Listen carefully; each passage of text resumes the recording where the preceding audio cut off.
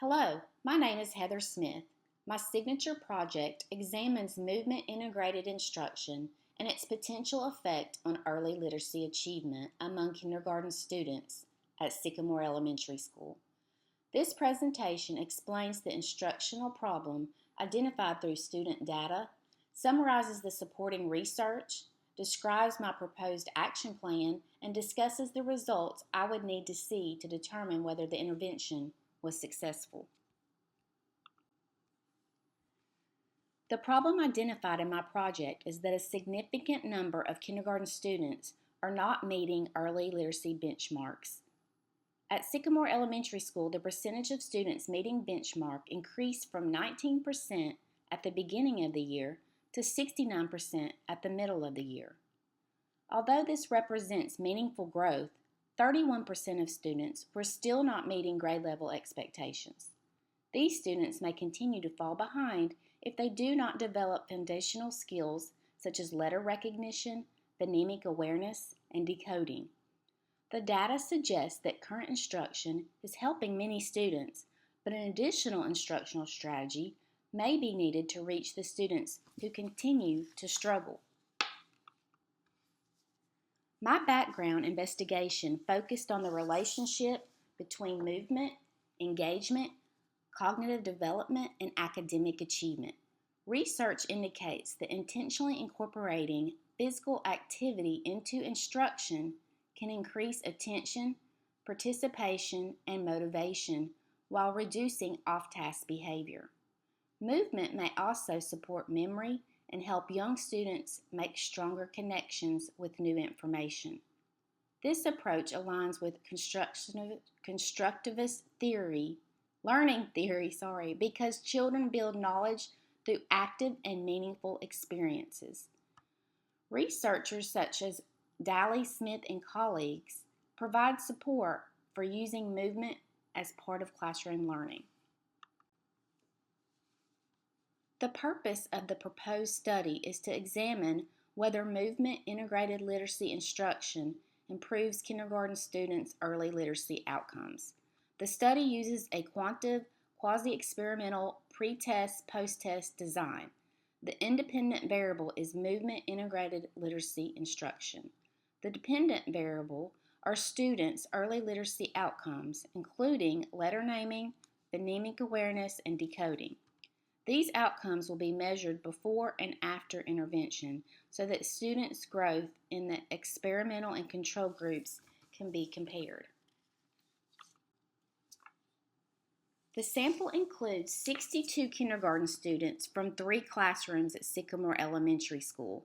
These students represent different levels of literacy readiness. Students will first be grouped according to whether they are below, at, or above benchmark. Within those levels, they will be assigned to the experimental or control group so that both groups have balanced literacy needs. Collaboration with other kindergarten teachers and school administration will be important.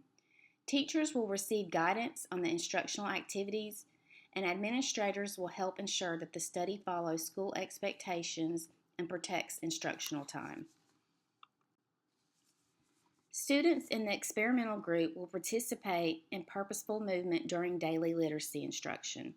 Activities may include matching body movements to letter sounds, forming letters using whole body motions, moving between letter or word stations, and participating in kinesthetic, phonics, or storytelling activities. The control group will receive instruction covering the same literacy content for the same amount of time, but with minimal movement. Student performance will be measured using iReady, mClass, and letter naming fluency assessments. Because these assessments are already used by the school, they provide familiar and consistent measures of student progress.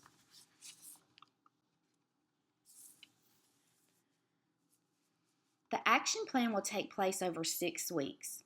During week 1, teachers will receive brief preparation on the movement integrated strategies, and students will complete the pre-assessments. During weeks 2 through 5, the experimental group will receive daily movement integrated literacy instruction, while the control group continues with traditional instruction. I will use informal observations, teacher check-ins, and fidelity checklists to monitor whether the intervention is being implemented consistently. During week 6, students will complete the same assessments and their pre- and post-intervention results will be compared. Several procedures will strengthen the fidelity of the study. Both groups will receive the same literacy content for the same amount of instructional time, and the same assessments will be used before and after the intervention. Balanced assignment will help create comparable groups, while teacher preparation and fidelity checklists will promote consistent implementation. Internal validity could still be affected by attendance, differences among teachers, or students being exposed to movement strategies outside their assigned group. External validity is limited by the small sample, short intervention, and use of one school. Ethical protections include parent or guardian consent, age-appropriate student assent, confidentiality, coded student data, secure records, voluntary participation, and approval from the school, district, and university. Students with disabilities or other learning needs must continue receiving all required accommodations and services. Because this is a proposal action plan, I do not yet have post-intervention results. Success would be demonstrated if students receiving movement-integrated instruction show greater pre- to post-test growth than students in the control group. I would also look for a reduction in the percentage of students performing below benchmark and improvement across more than one assessment. For example, positive movement in M-class and letter naming fluency scores would provide stronger evidence than improvement on only one measure. The most meaningful result would be that students who begin below benchmark make enough progress to move closer to or reach grade level expectations. After analyzing my original plan, I would make several improvements. First, I would clearly report the experimental and control group sizes and show that their baseline literacy levels are balanced. I would also establish a specific schedule for how often and how long the movement activities are used. Extending the intervention beyond 4 weeks could provide a better opportunity to detect meaningful growth. In addition to literacy scores, I would collect data on engagement and implementation fidelity to help explain why an intervention did or did not work. A delayed follow-up assessment would show whether students retained their learning.